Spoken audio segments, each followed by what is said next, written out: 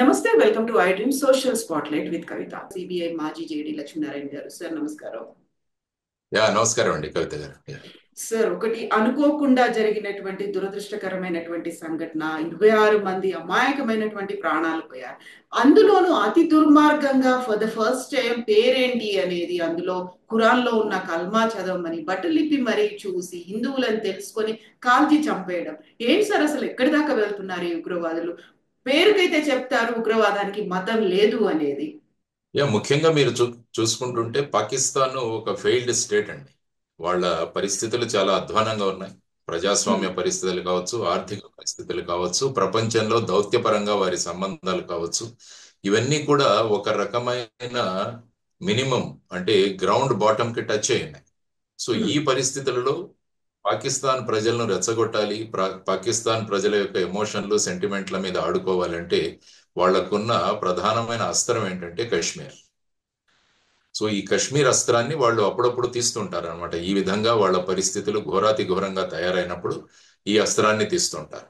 So అదే విధంగా ఇప్పుడు మీరు చూసుకుంటే పాకిస్తాన్ అసలు ఈ ప్రపంచ గ్లోబల్ మ్యాప్ వాళ్ళ అస్తిత్వం ఉందా లేదా అన్న ప్రశ్న ఒకటి తలెత్తింది. ఎందుకంటే ముఖ్యంగా ఆఫ్ఘనిస్తాన్ లో అమెరికా వాళ్ళు ఉన్నంత వరకు వారు పాకిస్తాన్ మీద ఆధారపడి ఉండేవాళ్ళు. ఎందుకంటే ఆఫ్ఘనిస్తాన్ లో ఉన్న తాలిబాన్ వీళ్ళని కంట్రోల్ చేయడానికి పాకిస్తాన్ ఆధారంగా వాళ్ళు అమెరికన్లు అక్కడ ఆపరేట్ చేసేవాళ్ళు. కానీ 2021వ సంవత్సరంలో ఆఫ్ఘనిస్తాన్ నుంచి అమెరికా వెనక్కి వెళ్ళిపోవడం జరిగింది. దానితో అమెరికాకు పెద్ద పాకిస్తాన్ యొక్క ఆధారం కూడా అవసరం లేకుండా పోయింది. దానివల్ల అమెరికా ఆధారం పోగొట్టుకుంది పాకిస్తాన్. ఆ తరువాత అక్కడికి వచ్చిన తాలిబాన్ కూడా పాకిస్తాన్ కు పెద్ద పీట వేస్తుందేమో అనుకుంటే వాళ్ళు కూడా వీళ్ళని పట్టించుకోవడం మానేశారు. ఆ తర్వాత మీరు చూసుకుంటే ముఖ్యంగా చైనా సందర్భంగా కూడా వస్తే చైనా అనేక మార్లు పాకిస్తాన్ కు సపోర్ట్ గా వచ్చింది. కానీ పాకిస్తాన్ లో బెల్ట్ అండ్ రోడ్ ఇనిషియేటివ్ అని చాలా ఒక మహత్తరమైన ప్రణాళిక ఉంది చైనా వాళ్ళది. అందులో చాలా విషయాలు వాళ్ళ రోడ్ లైన్స్ ఇవన్నీ కూడా పాకిస్తాన్ లో వెళతాయి. కానీ పాకిస్తాన్ యొక్క ఆర్థిక శక్తి చాలా తక్కువైపోవడం వల్ల బెల్ట్ అండ్ రోడ్ ఇనిషియేటివ్ లో చాలా ప్రాజెక్ట్స్లు పాకిస్తాన్ లో ఆగిపోయి ఉన్నాయి. ఆ విధంగా చైనా కూడా పాకిస్తాన్ వల్ల నష్టపోయింది. ఆ తర్వాత ఇంతకు ముందు సౌదీ అరేబియా కంట్రీస్ కానీ గల్ఫ్ కంట్రీస్ కూడా పాకిస్తాన్ ను అప్పుడప్పుడు ఆర్థికంగా ఆదుకుంటుంది. కానీ ఈ మధ్య కాలంలో పాకిస్తాన్ ను ఆదుకోవడం కాకుండా భారతదేశం యొక్క సంబంధాలు సౌదీ అరేబియా కావచ్చు, మిగతా గల్ఫ్ కంట్రీస్ తో చాలా విస్తృతంగా అభివృద్ధి చెందాయి. యాక్చువల్ గా మీరు చూస్తే ఈ పెహల్గావ్ అన్న దురదృష్టకరమైన సంఘటన జరుగుతున్నప్పుడు మన ప్రధాని నరేంద్ర మోడీ గారు సౌదీ అరేబియాలోనే ఉండినారు వారు. అంటే ఈ విధంగా ఎవరైతే మనల్ని ఆదుకుంటారు అన్న దేశాలు కూడా ఇప్పుడు భారతదేశానికి దగ్గర అవడం వల్ల పాకిస్తాన్ మళ్ళా విపరీతంగా కుంగిపోవడం జరిగింది. ఆ తర్వాత అటు ఇరాన్ తో కావచ్చు, లేకుంటే మిగతా దేశాలతో కావచ్చు, పాకిస్తాన్ అన్నది ఒక టెర్రరిస్ట్ ను ప్రోత్సహిస్తున్న దేశంగా ప్రపంచవ్యాప్తంగా వారు ఆ విధమైన పేరు తెచ్చుకున్నారు. సో ఇటువంటి పరిస్థితుల్లో మా ఉనికిని తెలియజేసుకోవడానికి ఏం చేయాలి? ఇంతకు ముందు ఏమయ్యేదంటే కశ్మీర్ గురించి ఎక్కడ మాట్లాడినా కూడా పాకిస్తాన్ వాళ్ళు అడ్డుకునేవాళ్ళు, లేకుంటే పాకిస్తాన్ అంశాన్ని అనేక చోట్ల వాళ్ళు తీసుకొచ్చేవాళ్ళు.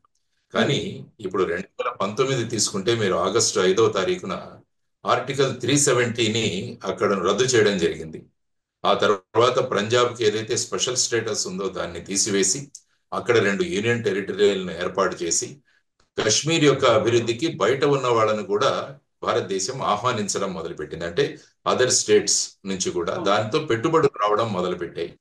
ఆ తరువాత కశ్మీర్లో ఎన్నికలు కూడా నిర్వహించడం జరిగింది. ఆ తర్వాత అక్కడ ప్రజాయుత ప్రభుత్వం కూడా ఏర్పడడం జరిగింది. ఇవన్నీ జరుగుతున్నా కూడా పాకిస్తాన్ యొక్క ఉనికి కూడా మనం అసలు పట్టించుకోలేదు. సో ఇటువంటి పరిస్థితులలో పాకిస్తాన్ చిక్కుకొని ఉంది. సో ఈ సందర్భంగా మళ్ళా వాళ్ళ ఉనికిని తెలియజేయడానికి ముఖ్యంగా అక్కడ మునీర్ అని అతని ఇప్పుడు పాకిస్తాన్ ఆర్మీ జనరల్, అతని టర్మ్ కూడా కంప్లీట్ అయిపోతుంది. ఆయనకు మళ్ళా సెకండ్ టర్మ్ రావడానికి ఏదో విధంగా తన యొక్క ప్రాబల్యాన్ని కూడా చూపించాలి. అందుకని ఏప్రిల్ 15వ తారీఖున ఒక కన్వెన్షన్ లో ఆయన మాట్లాడుతూ భారతదేశము పాకిస్తాన్ ఉన్నవి 2 నేషన్ థియరీ ద్వారా ఫామ్ అయినవి. మా ఆచారాలు మా వ్యవహారాలు వేరు, మా సంప్రదాయాలు వేరు, కాబట్టి ఇవి 2 దేశాలే తప్ప ఈ 2 దేశాలు మళ్ళా కలవడం అన్నది జరగదు అన్నది ఆయన చెప్పాడు. ఆ తర్వాత చెప్పడం, కశ్మీర్ గురించి కూడా ఆయన వ్యాఖ్య చేశారు. ఎందుకంటే మన శరీరంలో జుగులర్ వెయిన్ అని ఒకటి ఉంటుంది ఇక్కడ మన మెడ దగ్గర నుంచి, అంటే మెదడు నుంచి తర్వాత ఈ ప్రాంతం నుంచి హృదయానికి రక్తం తీసుకొచ్చేదాన్ని జుగులర్ వెయిన్ అంటారు. అంటే అది చాలా ప్రధానమైన మన బాడీకి, ఎందుకంటే మెదడుకి గుండెకి సప్లై కనెక్ట్ చేస్తుంది. అది మాట్లాడుతూ ఆయన ఏమన్నారంటే, పాకిస్తాన్కి కశ్మీర్ అన్నది ఆ విధమైన నాడితో సమానం మాకని 3 సార్లు మాట్లాడాడు ఆయన. అంటే ఈ విధమైన పరిస్థితుల్లో తన ఎక్స్టెన్షన్ కోసం తర్వాత వచ్చేసి వీలైతే తనే అక్కడ దేశాధ్యక్షుడిగా కూర్చొనే అవకాశం, ఎందుకంటే పాకిస్తాన్ యొక్క హిస్టరీ చూసుకుంటే అనేక పర్యాయాలు అక్కడ ఆర్మీ జనరల్స్ ప్రెసిడెంట్లుగా అయ్యారు. అక్కడ జనరల్ జియా ఉల్ హక్ కావచ్చు, లేకుంటే పర్వేజ్ ముషరఫ్ కావచ్చు, వీళ్ళందరినీ మనం చూసాం. సో ఆ విధంగా మునీర్ కూడా ఆ విధమైన స్థానానికి వెళ్ళాలి అన్న ఆశలు ఉన్నట్టున్నాయి. వాళ్లకు వాళ్ళ చేతిలో ఉన్న ఒకే అస్త్రం కశ్మీర్. సో ఈ కశ్మీర్ను ఏ విధంగా మనం రేకెత్తించాలి? సాధారణంగా ఇటువంటి స్టేట్మెంట్స్ వచ్చినప్పుడు వెంటనే ఈ ఉగ్రవాద సంస్థలు ఆ స్టేట్మెంట్లు పట్టుకొని దాని ఆధారంగా వాళ్ళకు వచ్చే సపోర్ట్ను తీసుకొని వాళ్ళ ప్రాబల్యాన్ని, వాళ్ళ ఉనికిని చాటు చెప్పుకునే అనేక ప్రయత్నాలు జరిగాయి. మీరు చూసుకుంటే 2000 నుంచి 2017 తీసుకుంటే చాలా సంఘటనలు జరిగాయి మనకి. సో ఇటువంటి సంఘటనలు మళ్ళా 2017 తర్వాత జనరల్ పబ్లిక్ ను అటాక్ చేసిన సంఘటనలు లేవు. అందువల్ల వాళ్ళు ముఖ్యంగా ది రెసిస్టెన్స్ ఫోరం అని ఒక కొత్త లష్కరే తైబా నుంచి వచ్చిన ఒక చిన్న అవుట్ఫిట్. ఎప్పుడైనా ఒక కొత్త అవుట్ఫిట్ వచ్చిన తర్వాత వాళ్ళు కూడా వాళ్ళ ఉనికిని తెలియజేసుకోవాలి. అందుకనే వాళ్ళు ఇటువంటి అదును కోసం వెయిట్ చేస్తూ, మీరు అన్నట్టు ఈ పెహల్గావ్ దగ్గర ఉన్న ప్రాంతంలో ఈ విధమైన వాళ్ళు ఈ 26, 28 మందిని ఈ విధంగా దారుణంగా చంపడం అన్నది ఒక అత్యంత హీనాతిహీనమైన అమానవీయ చర్య. దాన్ని ప్రపంచ దేశాలన్నీ కూడా ఖండించాయి. ఇంకొక ముఖ్యమైన విషయం ఏంటంటే, ఇది American vice president JD Vance మన దేశంలో పర్యటిస్తున్న సమయంలో జరిగిన సంఘటన. ఇంతకు ముందు ఎలా ఉండేదంటే, అమెరికన్లు మన ఇక్కడ విజిట్ అయిన తర్వాత పాకిస్తాన్ కు వెళ్ళడమో, లేకుంటే పాకిస్తాన్ విజిట్ తర్వాత ఇక్కడికి రావడమే జరుగుతుండేది. కానీ ఈసారి జేడి వ్యాన్స్ గారి పర్యటనలో ఎక్కడా కూడా పాకిస్తాన్ కు వెళ్లే ప్రసక్తే లేదు. అందువల్ల ఎలా పాకిస్తాను మేము అమెరికా నుంచి దూరం అయిపోతున్నాం, భారతదేశం దగ్గర అవుతోంది అని మళ్ళా వాళ్ళ ఉనికిని ప్రదర్శించుకోవడానికి ఈ విధంగా అటు ప్రధాని మోడీ గారు సౌదీ అరేబియాలో ఉండడం. యాక్చువల్ గా మీరు 1971 మన ఇండియా పాకిస్తాన్ యుద్ధం తీసుకుంటే అందులో పాకిస్తాన్ కు బాసటగా సౌదీ అరేబియా నిలబడింది. కానీ మనకున్న సత్సంబంధాలు, మోడీ గారు అక్కడ ఉండడం, ఇక్కడ జేడీ వ్యాన్స్ విజిట్, ఇవన్నీ పార్శ్వభూమిలో ఈ ఉగ్రవాద సంస్థ ఏదైతే ఉందో ఖచ్చితంగా వీరి వెనకాల Pakistan intelligence services agency ISI అని ఉంటుంది, ఇంటర్ సర్వీసెస్ ఇంటెలిజెన్స్ ఏజెన్సీ వారు, ఆ తర్వాత పాకిస్తాన్ ప్రభుత్వం వీరికి ఖచ్చితంగా మద్దతు ఉందని మనకు అనేక సాక్ష్యాధారాలు ఉన్నాయి. సో ఇటువంటి పరిస్థితిలో, డెస్పరేట్ స్థితిలో ఈ విధంగా తర్వాత అక్కడ ఉన్న ప్రజలను కూడా మళ్ళా ముందుకు తీసుకురావడానికి మీరు అన్నట్టు అక్కడ వారి యొక్క మతాన్ని తెలుసుకొని ఐడెంటిఫై చేసి టార్గెట్ చేసి వాళ్ళని చంపడం జరిగింది. సో బేసిక్ గా దీని వెనకాల ఉన్న పార్శ్వభూమి ఒకసారి మనం ఆలోచిస్తే ఇది అని నేను అంటాను. కవిత గారు సార్, ఇప్పుడు పాకిస్తాన్ పరంగా చూస్తే అంతర్జాతీయంగా ఆల్మోస్ట్ సంబంధాలు కట్ అయిపోతున్నాయి, ఏకాకి అయిపోయినటువంటి పరిస్థితి, ఆర్థికంగా కూడా చతికిలు పడిపోయింది, తినడానికి తిండి లేని పరిస్థితులు పాకిస్తాన్ ప్రజల్లో ఉన్నాయి. గోధుమ పిండి ఎవరైనా పంపిస్తే కొట్టుకొని తీసుకెళ్తున్నటువంటి దృశ్యాల్ని మనం చూసాం. అక్కడ ఉన్నటువంటి 25 కోట్ల ప్రజల మీద ఫోకస్ పెట్టకుండా ఎంతసేపు కాశ్మీర్ మీద ఫోకస్ పెట్టడం, అక్కడ రక్తపు పారించడం, కాశ్మీర్ వస్తే అంతా మారిపోతుంది, కాశ్మీర్ మాదే అని ఇంత చెప్పుకోవాల్సిన అవసరం, దశాబ్దాల తరబడి ఆ మొండి పట్టుదల అంటారా, దాన్ని ఏమంటారు సార్ మీరు? అసలు ఎందుకని దాన్ని వదులుకోలేకపోతుందా? సైకాలజీ ఏంటి అసలు? కార్ల్ మార్క్స్ ఏమన్నాడంటే, రిలీజియన్ ఈజ్ ఓపియం అంటాడు. సో ఈ విధంగా మతాన్ని ఒక మత్తు మందుగా వాడి ప్రజలను ముందుకు తీసుకువెళ్ళడం అన్నది ఆయన ఎప్పుడూ చెప్పాడు. కాబట్టి మన పరిస్థితులు అధ్వానమైన పరిస్థితుల్లో ఉన్నప్పుడు ప్రజలు మన వెంట పెట్టుకోవడానికి ఈ మతం అన్నది చాలా పెద్ద పెట్టున ఉపయోగపడుతుంది. ఆ తర్వాత ఏంటంటే, కశ్మీర్ అన్నది కూడా వాళ్ళ భూభాగమే అని చాలా సార్లు వాళ్ళు మాట్లాడుతుంటారు. ఎందుకంటే దేశానికి స్వాతంత్రం వచ్చి మనం ఆ సందర్భంగా 1948లో వాళ్ళ ట్రైబల్ దాడులు అని చెప్పేసి ఏ విధంగా వచ్చి పాకిస్తాన్ ఏ విధంగా మనం జమ్మూ అండ్ కాశ్మీర్ ని ఏ విధంగా ఆక్యుపై చేశారు POK అన్నది ఏర్పడింది. ఆ తర్వాత దీన్ని యునైటెడ్ నేషన్స్ తీసుకువెళ్ళడం వల్ల అది అలాగే ఉండిపోయింది ఇప్పటి వరకు. కాబట్టి ఇటు భారతదేశం చూసినా కూడా మనం పిఓకే అన్నది మన భూభాగం అని మనం చెప్పుకుంటాం. ఖచ్చితంగా అది ఉండాలి కూడా, మన భూభాగం. కానీ వాళ్ళు దీన్ని ఉపయోగించుకొని అక్కడ ప్రజల యొక్క సెంటిమెంట్స్, ఎమోషన్స్ ను రేస్ చేస్తూ వాళ్ళు ఈ ఎకానమీ కానీ, వాళ్ళ పేదరికం కానీ, నిరుద్యోగం కానీ ఇవన్నీ మరిచిపోయి ఈ మతాన్ని పట్టుకొని, కశ్మీర్ను పట్టుకొని వాళ్ళు దేశాన్ని ముందుకు తీసుకెళ్లే ప్రయత్నం వాళ్ళు చేస్తున్నారు అనమాట. ఇది ముఖ్యంగా మనం చూడాల్సిన అంశం. ఆ విధంగా వీళ్ళు యువతరాన్ని పెడతోవన పట్టించి వాళ్లకు అక్కడ ఆర్మడ్ ట్రైనింగ్ ఇచ్చి వాళ్లకు మనం ఈ విధంగా వాళ్ళని వెళ్ళి అక్కడ చంపితే మనకు వచ్చే జన్మలో బ్రహ్మాండమైన ఉంటుంది జన్నత్ అన్న ఒక విధంగా వాళ్ళతో మాట్లాడుతూ వాళ్ళను బ్రెయిన్ ఈ విధంగా వాష్ చేస్తూ వాళ్ళందరూ కూడా ఈ విధంగా చూస్తారు. అందుకనే నిన్న కూడా చూసాం, ఇద్దరు టెర్రరిస్టులు అక్కడ మళ్ళా మన భాగంలోకి వచ్చి అక్కడ మన ఆర్మ్డ్ ఫోర్సెస్ వాళ్ళని చంపేయడం జరిగింది. సో ఈ విధమైన ప్రక్రియలు జరుగుతూనే ఉంటాయి మన దగ్గర. సో ఎలాగైనా ఈ అంశాన్ని లైవ్ లో ఉంచాలి, లైవ్ లో ఉంచితే గాని మనం ప్రజలకు ఏదైనా చెప్పగలం. ఇప్పుడు కనుక అక్కడ వచ్చేసి భారతదేశానికి పిఓకే ఇచ్చేద్దాం అంటే అక్కడ నిరసనలు ఇవన్నీ కూడా ప్రదర్శించబడతాయి. కాబట్టి ఆ విధంగా కాకుండా ఇది ఒక ప్రధానమైన అంశం. అందుకని ఆయన జుగులర్ వెయిన్ అన్న, అంటే మన దేహానికి ఈ వెయిన్, ఈ నాడి ఏ విధమైన ప్రాధాన్యమో అదే విధంగా కశ్మీరు పాకిస్తాన్కి అంత ప్రాధాన్యమని ఆయన పెద్ద మీటింగ్ లోనే చెప్పడం జరిగింది. సో ఇటువంటి పార్శ్వభూమిలో పాకిస్తాన్ ఎప్పుడూ కూడా కశ్మీర్ విషయంలో వాళ్ళు అనేక సందర్భాలలో యునైటెడ్ నేషన్ లో కావచ్చు, మిగతా ఫోరంలో కూడా వాళ్ళు తల ఎత్తారు. యాక్చువల్ గా మీరు సిమ్లా అగ్రిమెంట్ చూసుకుంటే ఇండియా పాకిస్తాన్ ఉన్న బైలేటరల్ రిలేషన్స్, ఈ విషయాలు ఏవైనా ఉన్నాయో అవి పరస్పరం చర్చించుకోవాలి, కానీ ఎక్కడా కూడా ఇంటర్నేషనల్ ఫోరం దగ్గర దీన్ని ఎత్తకూడదు అన్నది మనకు అప్పుడు ఇందిరాగాంధీ గారికి, జుల్ఫికర్ అలీ భుట్టో గారికి జరిగిన సిమ్లా అగ్రిమెంట్. కానీ ఎక్కడ పాటించలేదు పాకిస్తాన్. సో అందుకనే వాళ్ళ సర్వైవల్కి, వాళ్ళ ముందుకు వెళ్ళడానికి కశ్మీర్ అన్నదాన్ని వాళ్ళు ఎప్పుడు కూడా పట్టుకునే ఉంటారు అన్నది మనం ప్రధానంగా గమనించాల్సిన అంశం. సార్, ఇప్పుడు ప్రధానమంత్రి మోదీ ఒక మాట అన్నారు, నీళ్లు రక్తము ఒకేసారి పారలేవు అంటూ సింధు నది జలాల్ని కంట్రోల్ చేశారు. బట్ విచిత్రంగా వితండవాదం చేస్తూ సిమ్లా ఒప్పందం గురించి పాకిస్తాన్ కూడా మాట్లాడుతుంది. ఎట్ ద సేమ్ టైం వాళ్ళ టెరిటరీ నుంచి మన విమానాలు వెళ్లకుండా ఆంక్షలు విధించడం. ఇంకా ఏం చేద్దామని అనుకుంటోంది సార్ అసలు పాకిస్తాన్? అంతా ఏకాకైపోయింది, అసలు ఏ పరిస్థితులు లేవు అనుకున్నప్పుడు ఒక రకంగా యుద్ధానికి కాలు దువ్వుతున్నటువంటి పరిస్థితి. అక్కడ బోర్డర్స్ లో బలగాల్ని మోహరిస్తున్నారు.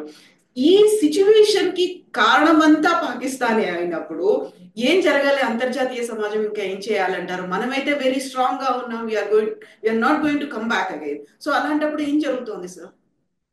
తప్పు చేసిన వాడు ఎప్పుడు కూడా తప్పు చేశానని ఒప్పుకోడు. చేసిన తప్పుని ఇంకా సమర్థించుకునే ప్రయత్నం చేస్తారు. వినాశకాలే విపరీత బుద్ధి అంటాం. కాబట్టి వినాశకాలం దగ్గర పడింది కాబట్టి పాకిస్తాన్ ఇటువంటి విపరీత బుద్ధుల్ని ప్రదర్శిస్తుంది.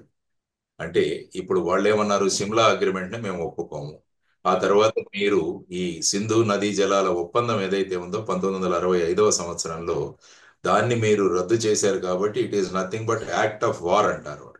ఇది ఒక యుద్ధానికి ఒక సంకేతం అని వారు మాట్లాడుతున్నారు. తర్వాత వారు కూడా మన భారతదేశం యొక్క ఈ డిప్లొమాటిక్ స్ట్రెంగ్త్ ను కూడా వాళ్ళు కూడా 55 నుంచి 30కి తగ్గించడం, ఆ తర్వాత వీసాలు రద్దు చేయడం, ఇవన్నీ కూడా మనం ఈ విధంగా చేశాం, వాళ్ళు కూడా ఆ విధంగా చేస్తూ ఈ విధమైన ప్రయత్నాలు చేస్తూ వాళ్ళ భూభాగంలో వాళ్ళ సైనిక దళాలను కూడా అనేక స్థావరాలలో మోహరించి పెట్టుకొని ఉన్నారు. ఇదంతా ఏంటంటే ఉడత ఊపులు అంటాం మనం. ఈ విధంగా పెద్ద దేశం ముందు ఈ విధమైన అంటే అక్కడ ఉన్న ప్రజలను మళ్ళా రెచ్చగొట్టడం. మోస్ట్ ప్రాబ్లీ ఇవన్నీ చేసిన తర్వాత ప్రస్తుతం ప్రజాస్వామ్య ప్రభుత్వంలో ఉన్న బషీర్, ఆయన కాకుండా మనం కనుక మునీర్నే ప్రెసిడెంట్ గా చేస్తే సరిపోతుందన్న ఒక భావాన్ని తీసుకురావడానికి కూడా ఇది కూడా ఒక మార్గం. సో ఇప్పుడు ఆర్మీ తీసేసుకోవాలి మళ్ళా గవర్నమెంట్ ని అని ఎప్పుడు కూడా అక్కడ ఆర్మీ ప్రయత్నిస్తుంటుంది, మనం ఎలాగా ప్రభుత్వాన్ని మన చేతిలో పెట్టుకుందామని. కాబట్టి దీన్ని ఒక పెద్దగా వాళ్ళు చిత్రీకరించి మేము ఇంత ధైర్యంగా వెళ్ళాలంటే అధికారం అంతా మా చేతుల్లో ఉండాలి అన్న ధోరణిలో మళ్ళా అక్కడ ఆర్మీ టేక్ ఓవర్ చేసే అవకాశం. ఇవన్నీ ఏంటంటే అక్కడ ఉన్న స్వార్థపూరిత రాజకీయాలు, మళ్ళీ అక్కడ ఉన్న మెబల్యాన్ని పెంచుకోవడానికి ఈ విధంగా చేస్తున్న విషయాలు. ఎందుకంటే అంతర్జాతీయంగా అన్ని దేశాలు ఈ చర్యను ఖండించాయి, ప్రపంచంలోని అన్ని దేశాలు కూడా. అందరూ ఏం కోరుకుంటున్నారంటే ఏ విధంగా ఇజ్రాయెల్ పాలస్తీన్ గాజా స్ట్రిప్ లో హమాస్ మీద ఏ విధంగా దండయాత్రలు చేస్తుందో ఆ విధంగా భారతదేశం కూడా చేయాలి అన్నది కొంతమంది ఫారిన్ డిప్లొమాట్స్ కూడా మాట్లాడిన విషయాలు మనం చూసాం. ఇటువంటి పరిస్థితుల్లో భారతదేశం ఏం చేయాలి అది ఒక మనందరి ముందు ఉన్న ఒక, అందుకనే నిన్న బీహార్లో పర్యటనలో కూడా మోదీ గారు మాట్లాడారు. మాట్లాడి ఈ చర్యకు పాల్పడిన వాళ్ళు భూగర్భంలో ఎక్కడ దాగి ఉన్నా కూడా వాళ్ళని పట్టుకుంటాం, వాళ్ళ మీద చర్యలు తీసుకుంటాం అని చెప్పారు. ఇంకొకటి ఏంటంటే ఆయన హిందీలో మాట్లాడుతూ ఆపి ఈ భాగాన్ని ఆయన ఇంగ్లీష్ లో మాట్లాడారు. అంటే అందరికీ తెలియాలి. ప్రపంచ దేశాల్లో భారతదేశం యొక్క సంకేతం ఏంటి అన్నది స్పష్టంగా తెలియాలి. సో ఆ విధంగా ప్రభుత్వం చాలా డిటర్మిన్డ్ గా ఉంది. ప్రభుత్వం ఖచ్చితంగా మేము చర్యలు తీసుకుంటున్నాము అన్న భావాల్ని కూడా వాళ్ళు వ్యక్తం చేశారు, ప్రకటించారు. ఆ తర్వాత వ్యూహ రచన అన్నది జరుగుతున్నది. సో ఈ విధంగా ముందుకు వెళుతున్న ఈ సందర్భంలో అక్కడ ముఖ్యంగా మనకు తల ఎత్తుతున్న ప్రశ్న ఏంటంటే ఆ ప్రాంతంలో ఎటువంటి సెక్యూరిటీ బలాలు లేవు అన్నది ఒక అంశం ఒకటి ముందుకు వచ్చింది మనకి. అంటే ఇంతమంది టూరిస్టులు అక్కడికి వెళ్ళినప్పుడు ఆ ప్రాంతంలో ఎటువంటి పోలీస్ ప్రజెన్స్ గాని ఆర్మీ ప్రజెన్స్ గాని అక్కడ లేదు అన్నది ఒక వచ్చిన విమర్శ. ఆ తరువాత మనకు కొన్ని రోజుల క్రితమే ఏప్రిల్ 4-5 తారీఖుల్లోనే ఒక ఇంటెలిజెన్స్ ఇన్పుట్ వచ్చిందని మన పేపర్లో ప్రకటిస్తున్నాం. అంటే ఈ పెహల్గాం దగ్గర పాకిస్తానీ టెర్రరిస్టులు వాళ్లకు తెలిసిన వాళ్ళ దగ్గర నుంచి అక్కడ హోటల్స్ అన్నిటిలో కూడా రెక్కీ చేశారు అని, ఆ తర్వాత వచ్చేసి పెహల్గావ్ పరిసరాల్లో టెర్రరిస్టులు వాళ్ళు ఇటువంటి ఊచకోతకు పాల్పడే అవకాశం ఉందన్న ఇన్పుట్ కూడా వచ్చింది. ఇన్ని ఇన్పుట్స్ ఉన్నా కూడా మరి ఆ ప్రాంతంలో ఏ విధంగా సెక్యూరిటీ ఫోర్సెస్ లేవు అన్నది ఒక అంశం మనం పరిశీలించాల్సిన అంశం. కానీ ఈ రోజు పేపర్లో వచ్చిన అంశం ఏంటంటే సాధారణంగా ఈ ప్రాంతం ఏ ప్రాంతంలో అయితే ఈ ఘటన జరిగిందో పెహల్గావ్ దగ్గర నుంచి అక్కడికి వెళ్ళాలంటే పోలీస్ పర్మిషన్ కావాలి టూరిస్టులకి. ఎందుకంటే అక్కడ వెహికల్స్ వెళ్ళవు, మనుషులు నడిచి వెళ్ళాలి, ట్రెక్కింగ్ చేసుకుంటూ వెళ్ళాలి, లేకుంటే పోనీ హార్సెస్ అంటే గుర్రాల మీద వెళ్ళాలి. అక్కడికి సాధారణంగా అక్కడ వెహికల్స్ వెళ్ళాం. అక్కడ విజిటర్స్ ను అలౌ చేయాలంటే ముందు పోలీస్ పర్మిషన్స్ కావాలి. కానీ ఎటువంటి పోలీస్ పర్మిషన్స్ తీసుకోకుండా అక్కడికి ఈ టూరిజం ఏజెంట్స్ ఎవరైతే ఉంటారో వారు ఈ 1000 మందిని అక్కడికి 2 రోజుల్లో తీసుకువెళ్లారన్నది ఒక రిపోర్ట్ వస్తుంది. సో ఇటువంటి పరిస్థితుల్లో మనం కూడా మన ఇంటెలిజెన్స్ ఏజెన్సీస్ తర్వాత మన సెక్యూరిటీ ఫోర్సెస్ ఏ విధంగా మనతో ఏమైనా లోపాలు జరిగితే వాటిని ఎలా సరిదిద్దుకోవాలన్నది కూడా మనం కూడా ఆలోచించుకోవాల్సిన ఒక అంశం. రాబోయే కాలంలో ఇటువంటి దాడులు అనేవి కూడా జరగకుండా ఎలా కాపాడుకోవాలన్నది ఒక విషయం. తర్వాత అక్కడ ఉన్న ప్రభుత్వం కేంద్ర ప్రభుత్వం రెండు చేతిలో చేయి కలిపి అక్కడ సెక్యూరిటీ ఏర్పాటు చేయాల్సిన అవసరం కూడా చాలా ఉంది. ఎందుకంటే అక్కడ నేషనల్ కాన్ఫరెన్స్ ప్రభుత్వం ఉంది, ఆ తర్వాత సెంటర్లో ఎన్డీఏ ప్రభుత్వం ఉంది. అయినా కూడా సెక్యూరిటీ రక్షణ పార్టీలు అన్నవి ఎక్కడ కూడా పక్కకు వెళ్ళిపోతాయి. మొన్న అఖిలపక్ష సదస్సులో కూడా అన్ని పార్టీలు కూడా ప్రభుత్వం ఏ చర్యలు తీసుకున్నా కూడా మేము వారితో సహకరించడానికి సిద్ధంగా ఉన్నాయని అన్ని పార్టీలు కూడా ప్రకటించి. సో ఇటువంటి పరిస్థితులలో మనం ముందు దౌత్య సంబంధంగా అనేక నిర్ణయాలు తీసుకున్నాం మనం. ఆ తర్వాత వచ్చేసి ముఖ్యంగా ఇండస్ రివర్ ఏదైతే మన అగ్రిమెంట్ ఉందో సింధు జలాల ఒప్పందం దాన్ని మేము రద్దు చేస్తున్నామన్నారు. దానివల్ల ఏంటంటే పాకిస్తాన్కి వెళ్లాల్సిన నీళ్లు చాలా మటుకు ఆగిపోతాయి. దానివల్ల అక్కడ చివరికి మళ్ళా మన కాళ్ళ దగ్గరికే రావాలి వాళ్ళు. మాకు సింధు జలాలు అంటే ఈ ఒప్పందం ప్రకారం మీరు వాటర్ని రిలీజ్ చేయండి, లేకుంటే పాకిస్తాన్ లో సగభాగం ఖచ్చితంగా కరువు పరిస్థితులను ఎదుర్కోవాల్సి వస్తుంది. సో ఇటువంటి పరిస్థితులు ఉన్నప్పుడు మరి పాకిస్తాన్ ఖచ్చితంగా వాళ్ళ చేసిన తప్పును ఒప్పుకొని ఈ టెర్రరిస్టుల సంస్థల మీద అంతా కూడా మేము యాక్షన్ తీసుకుంటాము. దావూద్ ఇబ్రహీం లాంటి వాడిని, తర్వాత జైషే మహమ్మద్ ప్రెసిడెంట్ ఎవరైతే మనం కందహార్ లో మన ఎయిర్ ఇండియా దీన్ని హైజాక్ తీసుకొని అక్కడ వెళ్ళిపోయిన జైషే మహమ్మద్ చీఫ్ మజూర్ హసన్ అతను వీళ్ళందరినీ కూడా మళ్ళా తిరిగి మీకు అప్పగిస్తాము ఈ స్థాయికి తీసుకురావాలి వాళ్ళందరినీ. ఇదొక భారతదేశం దీన్ని ఒక అవకాశంగా, ఇది దురదృష్టమైన సంఘటన కానీ ఇటువంటి ఉగ్రవాదాన్ని ప్రోత్సాహం ఇచ్చే పాకిస్తాన్ దగ్గర నుంచి మాక్సిమం ఉన్న టెర్రరిస్టులను వాళ్ళు అంతం చేయడం, తర్వాత వచ్చేసి ఈ పేరు మోసిన టెర్రరిస్టులు ఎవరే మౌలానా మసూద్ అజర్, తర్వాత దావూద్ ఇబ్రహీం ఇలాంటి వాళ్ళందరినీ కూడా మళ్ళా భారతదేశానికి అప్పచెప్పేటట్టు, తర్వాత ఏ విధంగా మనం 2019 ఫిబ్రవరి 14 పుల్వామా ఘటనలో 40 మంది సిఆర్పిఎఫ్ జవాన్లను పోగొట్టుకున్నాం మనం. ఆ అవును. తర్వాత బాలాకోటు ఆ పరిసరాల్లో జరిగిన సర్జికల్ స్ట్రైక్స్, అప్పుడు అనేక ఉగ్రవాద సంస్థల యొక్క ట్రైనింగ్ శిబిరాలని భారతదేశం నాశనం చేసింది, వెళ్ళి అవును. విధ్వంసం సృష్టించింది, వాటన్నిటిని సమూలంగా నాశనం చేసింది. కాబట్టి అటువంటి చర్యలు వాళ్లకు తెలుసు. అందువల్ల భారతదేశం ఆ విధమైన చర్యలు తీసుకోవడానికి ఎప్పుడు కూడా సిద్ధంగా ఉంటుంది. ప్రధాని మోడీ గారు, అమిత్ షా గారు, తర్వాత రాజ్నాథ్ సింగ్ గారు ఇచ్చిన సందేశాలు ఏవైతే ఉన్నాయో వాటిలో భారతదేశం యొక్క రాబోయే కాలంలో తీసుకునే చర్యలు ఎలా ఉంటాయని సుస్పష్టమైన పదాలతో, ఎటువంటి అంబిగ్యూటీ లేకుండా స్పష్టంగా వారు వెల్లడించారు. భూమిలో ఎక్కడ దాక్కున్నా కూడా వాళ్ళను బయటికి తీసుకొస్తామన్నది వాళ్ళు ఇచ్చిన స్టేట్మెంట్. కాబట్టి వీటన్నిటినీ విని పాకిస్తాన్ అనవసరమైన చర్యలు తీసుకోకుండా, తప్పు జరిగింది అందులో ఇంక్లూడింగ్ ఐఎస్ఐ వాళ్ళ సహభాగం ఉన్నా కూడా వాళ్ళని కూడా బయటికి తీసుకురావాల్సిన అంశం. అందుకని ఐఎస్ఐని కూడా ఒక ఉగ్రవాద సంస్థగా ప్రకటించాలని అనేక మంది కోరుతున్నారు. ఎందుకంటే ఒక అధికార సంస్థ అయిన ఐఎస్ఐ అది టెర్రరిస్టులను ప్రోత్సహించడం ఏంటి అన్నది ఒక ఇది. తర్వాత మనకు గొప్ప అనుభవజ్ఞులైన విదేశాంగ మంత్రి ఉన్నారు జయశంకర్ గారు. ఆ తర్వాత మన నేషనల్ సెక్యూరిటీ అడ్వైజర్ కూడా ఉన్నారు, పాకిస్తాన్ విషయాల్లో అత్యంత అనుభవం కలిగిన అజిత్ డోవల్ గారు.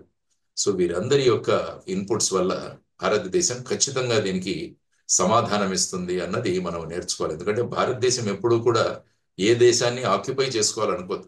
మనం ఎప్పుడు కూడా ఏ దేశం యొక్క ఒక ఇంచు భూభాగం కూడా మనం తీసుకోలేదు ఇంతవరకు. ఎందుకంటే అది మన సిద్ధాంతం. అందుకని ఎప్పుడు భారత్ ఉంటుంది పాకిస్తాన్తో, ఖీర్ మాంగే తో హమ్ ఖీర్ దేంగే, కశ్మీర్ మాంగే తో హమ్ చీర్ దేంగే అంటారు అనమాట. ఇది భారతదేశం. మీరు సన్నిహిత సంబంధాలు పెట్టుకొని మాతో బాగుంటారా రండి, కానీ కశ్మీర్ని అడిగితే మిమ్మల్ని ఫినిష్ చేస్తాము అన్నది, చీర్ దేంగే అన్నది భారతదేశం యొక్క సిద్ధాంతం. అందుకని అప్పుడు అటల్ బిహారీ వాజ్పేయి గారు కూడా ఉన్నప్పుడు అప్పుడు బస్సు యాత్ర చేశారు.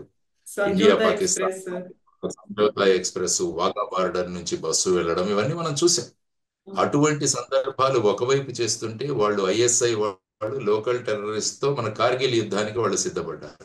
చూడండి, ఇది మనం ఎంత మంచి మనసుతో పెడతామో వాళ్ళు ఏ విధమైన ఏ, చర్యలు వాళ్ళలో ఉంటాయో. అందుకని నమ్మలేం మనం వాళ్ళని. సో ఈ విధమైన పరిస్థితులలో భారతదేశం ఖచ్చితంగా ముందుకు వెళుతుంది. ఈ జరిగిన ఈ ఘోరమైన ఇన్సిడెంట్ ఏదైతే ఉందో దానికి అటు దౌత్యపరంగా ఇటు మిలిటరీ పరంగా కూడా భారతదేశం తీసుకుంటుంది. అంటే ఈరోజు పాకిస్తాన్ వాళ్ళు భారతదేశంతో ట్రేడ్ కూడా నిలిపివేస్తున్నాం, మన వాణిజ్య సంబంధాలు కూడా మేము ఆపేస్తున్నామని ప్రకటించారు వాళ్ళు. ఫైనల్ గా నష్టపోయేది వాళ్ళే. సో తర్వాత అక్కడ ఉన్న పాకిస్తాన్ నుంచి వచ్చిన వాళ్ళందరినీ కూడా వెనక్కి పిలిచారు. ఇవన్నీ కూడా వాళ్ళు చేస్తున్నారు. సో భారతదేశం ఖచ్చితంగా ప్రధానమంత్రి గారి నేతృత్వంలో ముందుకు వెళుతుంది. ప్రపంచ దేశాల్లో ఈ విషయాన్ని మళ్ళా ఒకసారి పాకిస్తాన్ యొక్క దుశ్చర్యలను, పాకిస్తాన్ యొక్క ఇంటెన్షన్స్ ను తీసుకొచ్చి పాకిస్తాన్ని ఖచ్చితంగా ఐసోలేట్ చేస్తుంది, ఏకాకిని భారతదేశం చేసి అన్ని దేశాల నుంచి వాళ్ళ ప్రతిచర్యలు ఉండేటట్టు చూడాలి. ఎందుకంటే మొన్న ట్రంప్ గారు కూడా ప్రకటిస్తూ భారతదేశానికి 26% ఇస్తే పాకిస్తాన్కి 29 వేశారు టారిఫ్. అంటే ఒకసారి కుంగిపోయింది. అంటే మేము యాక్చువల్ గా అమెరికాకు ప్రిఫర్డ్ నేషన్ అయినా కూడా మాకు ఎక్కువగా టారిఫ్లు వేశారని అదొక బాధ. సో ఇలాంటి రకరకాల బాధలతో ఏకాకి అయిపోయిన పాకిస్తాను ఇది ఒక అదే అన్నాను, వినాశకాలే విపరీత బుద్ధి అని. ఈ విధంగా వాళ్ళు చేతులారా చేసుకుంటున్న దాన్ని ఇప్పటికైనా వాళ్ళు తప్పును గ్రహించి వాళ్ళు తీసుకోవాల్సిన చర్యలు తీసుకోకపోతే భారతదేశం సిద్ధంగా ఉంది ఏం చేయాలో అన్న విషయం. కానీ సార్ ఇప్పుడు మనకి దేశానికి స్వాతంత్రం ఏర్పడేప్పుడే పాకిస్తాన్ విభజన కూడా అయిపోయింది. అప్పటి నుంచి ఆల్మోస్ట్ ప్రతిసారి ఇలా కాలు దువ్వుతూ ముందుకు వస్తోంది. ఎనీ టైం మేము రెడీ ఉన్నాము కశ్మీర్ కోసం ఏమైనా చేస్తాము అనే కాన్సెప్ట్ తో వాళ్ళు ఉన్నప్పుడు ఇప్పటికే 77 సంవత్సరాలు గడిచిపోయాయి. ఇప్పటికి కూడా మనం సంయమనంతో ఉన్నాము. అంతర్జాతీయంగా పరిస్థితుల గురించి, ద్వైపాక్షిక ఒప్పందాల గురించి, అయ్యో అక్కడ కూడా ప్రజలు ఉన్నారు, ఇన్ని రకాలుగా ఆలోచిస్తున్నప్పుడు ప్రతిసారి మన మీద అటాక్ అవుతుంది, మనం నష్టపోతున్నాం, ప్రాణ నష్టం జరుగుతుంది. ఇప్పటికి ఇంకా చాలు, డైరెక్ట్ గా మనం అటాక్ చేద్దాము అనేటువంటి కాన్సెప్ట్ చాలా వరకు రిటైర్డ్ ఆర్మీ ఆఫీసర్లలో కనిపిస్తోంది. ఆ అభిప్రాయాన్ని వెల్లడిస్తున్నారు. మేము రెడీ ఉన్నాం, మేము వస్తాం, ఇంకా చాలు అనే మాటలు కూడా వినిపిస్తున్నాయి. ఎప్పటికీ దీనికి ఒక ఎండ్ కార్డ్ పడుతుంది అనుకుంటున్నారు సార్ మీరు? అంటే ఈసారి పాకిస్తాన్ ఉన్న పరిస్థితి ఇంతకుముందు 65 కానీ 71 కానీ కార్గిల్ వార్లో పాకిస్తాన్ ఉన్న పరిస్థితి కూడా వేరుగా ఉంది. ఉమ్, ఇప్పుడు మన దౌత్య సంబంధాలు కావచ్చు, భారతదేశానికి అంతర్జాతీయంగా ఉన్న విలువ కూడా భారతదేశంతో అందరూ స్నేహంగా ఉండాలన్న భావన. ఉమ్, ఈవెన్ పుతిన్ గారు కూడా ఏమన్నారు, ఈ రష్యా మరియు యుక్రెయిన్ మధ్య యుద్ధాన్ని ప్రధాని మోడీ గారు ఆపగలరు అన్నది కూడా ఆయన చెప్పిన మాట. ఉమ్, అంటే భారతదేశం యొక్క ప్రాధాన్యత ప్రపంచంలో ఎంత పెరిగిందో మనం కనుక్కోవచ్చు.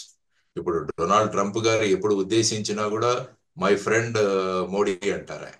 అంటే చూడండి, మన పరిస్థితి అంతర్జాతీయ స్థాయిలో మనం ఏ విధంగా మనం ముందుకు వెళుతున్నాం అన్నది కూడా మనం ఆలోచించాల్సిన అంశం.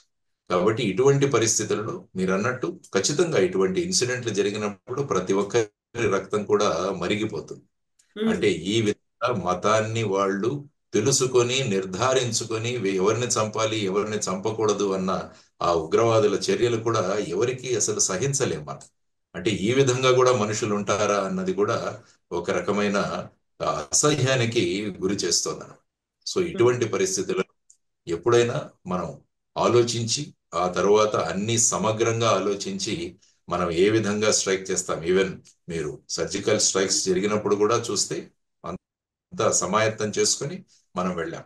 భారతదేశానికి ఇప్పుడు మిసైల్స్ ఉన్నాయి మన దగ్గర, మంచి మంచి ఎయిర్ క్రాఫ్ట్స్ ఉన్నాయి, జగ్వార్స్ ఉన్నాయి, ఇవన్నీ ఉన్నాయి. గొప్ప గొప్ప మన శక్తి ఎక్కడ కూడా పాకిస్తాన్ తో వాళ్ళు కంపేర్ చేసుకోలేరు. భారతదేశం యొక్క ఆర్మ్డ్ పవర్, ఆర్మీ కావచ్చు, ఎయిర్ ఫోర్స్ కావచ్చు, నేవీ కావచ్చు, వీటన్నిటి.